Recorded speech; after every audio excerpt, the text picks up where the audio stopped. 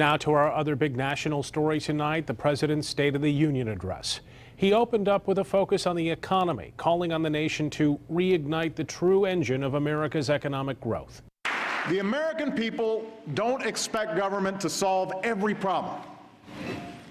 They don't expect those of us in this chamber to agree on every issue. But they do expect us to put the nation's interests before party. In 2011, Congress passed a law saying that if both parties couldn't agree on a plan to reach our deficit goal, about $1 trillion worth of budget cuts would automatically go into effect this year. These sudden, harsh, arbitrary cuts would jeopardize our military readiness. They devastate priorities like education and energy and medical research. They would certainly slow our recovery and cost us hundreds of thousands of jobs. And that's why Democrats, Republicans, business leaders, and economists have already said that these cuts, known here in Washington as the sequester, are a really bad idea. Most Americans, Democrats, Republicans, and independents, understand that we can't just cut our way to prosperity. They know that broad-based economic growth requires a balanced approach to deficit reduction, with spending cuts and revenue, and with everybody doing their fair share. And that's the approach I offer tonight. 24-hour News 8 political reporter Rick Alvin joins us right now in studio to break down the speech. Yeah, it is an important speech. There was gun control and immigration. All of that was included. But earlier, I said tonight's speech would lay out the president's plan and draw some battle lines. That's because of the major differences on the big issues that face the country.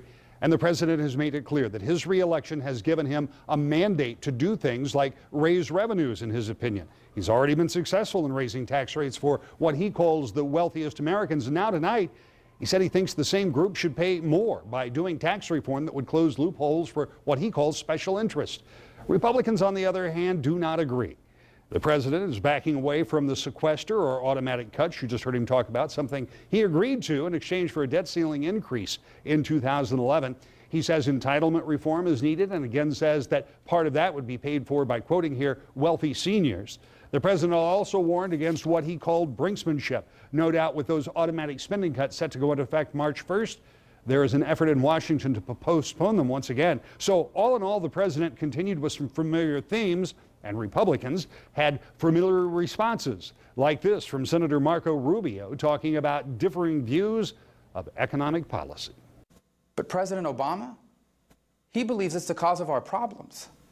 That the economic downturn happened because our government didn't tax enough, spend enough, or control enough. And therefore, as you heard tonight, his solution to virtually every problem we face is for Washington to tax more, borrow more, and spend more.